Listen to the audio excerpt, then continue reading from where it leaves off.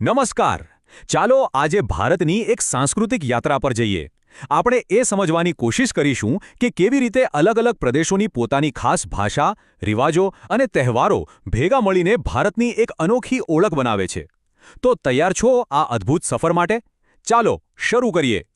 એક સવાલ છે, કોઈપણ જગ્યાનો, કોઈપણ પ્રદેશનો આત્મા, એની ઓળખ બને છે કેવી રીતે? શું એ ફક્ત ત્યાંની શેરીઓ છે? કે ત્યાંના લોકો છે? કે પછી કંઈક બીજું જ? સાચું કહું ને તો જવાબ આ બધામાં છુપાયેલો છે. ત્યાંના લોકોની બોલી, એમના રિવાજો, એમની ઉજવણીઓ, આ બધું જ ભેગું મળીને એક જીવંત, ધબકતી સંસ્કૃતિ બનાવે છે. કોઈ પણ પ્રદેશની ઓળખ છે ને, એ ખાલી નકશા પરની એક લીટી નથી હોતી. અરે એ તો એનાથી ઘણું વધારે છે. એ ઓળખ તો બને છે ત્યાંના લોકોની ભાષાથી, એમના કપડાથી, એમના ખાવા પીવાથી અને હા, સૌથી ખાસ એમના તહેવારોથી. તો ચાલો આ બધી બાબતોમાં જરા ઊંડા ઉતરીએ. દરેક સંસ્કૃતિનો પોતાનો એક અવાજ હોય છે. અને એ અવાજ ક્યાં સંભળાય ખબર છે? એની ભાષામાં. ભાષા એટલે ખાલી વાતચીત કરવાનું સાધન નહીં. એ તો પેઢીઓથી ચાલતી આવતી વાર્તાઓ, ગીતો અને જ્ઞાનનો આખો ખજાનો છે. એક મજેદાર વાત કહું? ભારતની મોટાભાગની ભાષાઓ છે ને, એમના મૂળિયા એક જ જગ્યાએ જોડાયેલા છે. ભલે આજે આપણે બધી અલગ અલગ લાગે, પણ એ બધાના મૂળ છેક સંસ્કૃત જેવી પ્રાચીન ભાષાઓમાં છે. સમય જતાં એમાંથી જ આ નવી ભાષાઓ વિકસતી ગઈ. તો આ ભાષાઓ વિકસી કેવી રીતે? ચાલો એની ટાઈમલાઈન પર એક નજર નાખીએ. લગભગ 10મી સદીની આસપાસ ગુજરાતી ભાષાએ આકાર લેવાનું શરૂ કર્યું.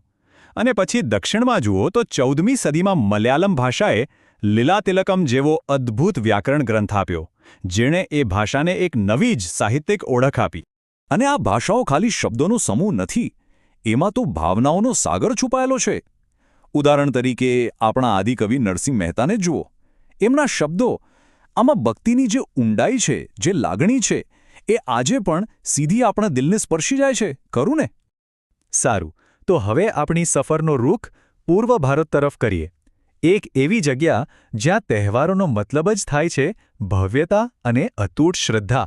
ચાલો ત્યાંના બે સૌથી મોટા અને શાનદાર તહેવારોની દુનિયામાં એક ડૂબકી મારીએ. પહેલા વાત કરીએ ઓડિશાની રથયાત્રાની. આ કોઈ સામાન્ય તહેવાર નથી, આ તો છે ભક્તિનો મહાસાગર. વિચારો, ભગવાન જગન્નાથ, ભાઈ બલભદ્ર અને બહેન સુભદ્રાના રથ, અને એને ખેંચવા માટે ઉમટી પડેલી લાખો લોકોની ભીડ.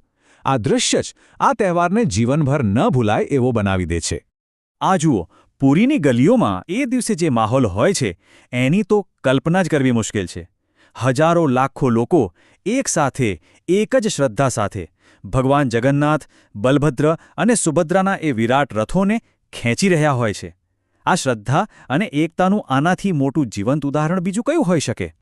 ઓડિશાથી હવે જઈએ પડોશમાં, પશ્ચિમ બંગાળ. અહીં દુર્ગા પૂજાની એવી તો ધૂમ મચે છે કે બસ પૂછો જ નહીં.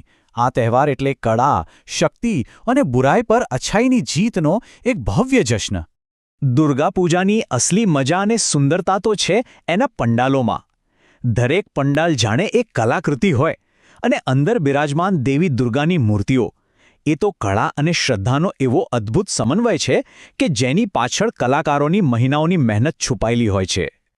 પૂર્વ ભારત પછી હવે આપણી ગાડી જશે સીધી દક્ષિણ ભારતમાં. અહીંના તહેવારોની વાત જ નિરાળી છે. એ પ્રકૃતિ અને જૂની પૌરાણિક કથાઓ સાથે એટલા ઊંડાણથી જોડાયેલા છે કે બસ. શરૂઆત કરીએ કેરળથી અને એમના ખાસ તહેવાર ઓણમથી. આ તહેવાર એમના પ્રિય રાજા મહાબલીના ઘરે પાછા ફરવાની ખુશીમાં ઉજવાય છે. સાથે જ આ પાકની લણણીનો પણ ઉત્સવ છે. અને હા, એ કોઈ 1-2 દિવસ નહીં, પૂરા 10 દિવસ સુધી ચાલે છે.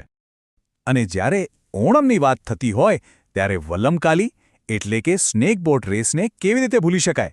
અરે એ તો શક્ય જ નથી. કેરળના શાંત બેકવોટર્સમાં થતી આ રોમાંચક હોડીઓની રેસ, એ જ તો ઓણમનો અસલી ઉત્સાહ અને જોશ બતાવે છે. તો ઓણમ એટલે ખાલી બોટ રેસ નહીં, એ તો ઘણું બધું છે. એ છે રાજા મહાબલીનું સ્વાગત, ઘરોડી બહાર પૂકલમ એટલે કે ફૂલોની સુંદર મજાની રંગોળી, અને હા, ઓણમ સદ્યા નામની એક ભવ્ય દાંડવત, જેમાં જાતજાતની વાનગીઓ હોય. આ બધું મળીને 10 દિવસ સુધી ચાલતો એક આખો સાંસ્કૃતિક અનુભવ છે. કેરળની જેમ જ પડોશી રાજ્ય તમિલનાડુમાં પણ પાકની લણણીનો એક મોટો તહેવાર ઉજવાય છે, પોંગલ. આ તહેવાર મૂળભૂત રીતે સૂર્યદેવ અને પ્રકૃતિનો આભાર માનવા માટે છે અને એની સૌથી ખાસ વાત છે પોંગલ નામની વાનગી જે દૂધ અને નવા ચોખામાંથી બનાવવામાં આવે છે. દક્ષિણથી હવે સીધા જઈએ પશ્ચિમ અને ઉત્તર ભારતમાં. અહીંના તહેવારો એટલે રંગ, નૃત્ય અને રોશનીનો જલસો. ચાલો આ દુનિયામાં પણ એક લટાર મારી આવીએ. પશ્ચિમ ભારતમાં સૌથી પહેલા વાત કરીએ ગુજરાતની. અને ગુજરાતની વાત આવે એટલે નવરાત્રિ તો યાદ આવે જ. ભક્તિ અને આનંદનો આ ઉત્સવ પૂરી 9 રાત સુધી ચાલે છે. દેવી શક્તિની આરાધના થાય છે અને ગરબાના તાલે આખું ગુજરાત એક સાથે ઝૂમી ઉઠે છે. હોળીના રંગો વિશે તો કોણ નથી જાણતું, પણ શું તમે ક્યારે બરસાનાની લઠમાર હોળી વિશે સાંભળ્યું છે? આ બહુ જ અનોખી પરંપરા છે. અહીં ઉજવણીના ભાગરૂપે સ્ત્રીઓ પુરુષોને લાકડીઓથી પ્રેમથી મારે છે. આનાથી તહેવારમાં એક અલગ જ રમતેયાર મજા ભળી જાય છે. હવે જરા ઉપર ઉત્તર તરફ જઈએ તો પંજાબમાં ઉજવાય છે લોહરી. આ તહેવાર એટલે શિયાળાને બાય બાય કહેવાનું અને વસંતનું સ્વાગત કરવાનો સમય. લોકો તાપણી પ્રગટાવે છે, ગીતો ગાય છે અને ભાંગડાના તાલે ધૂમ મચાવે છે. એકદમ જોશભર્યો માહોલ હોય છે.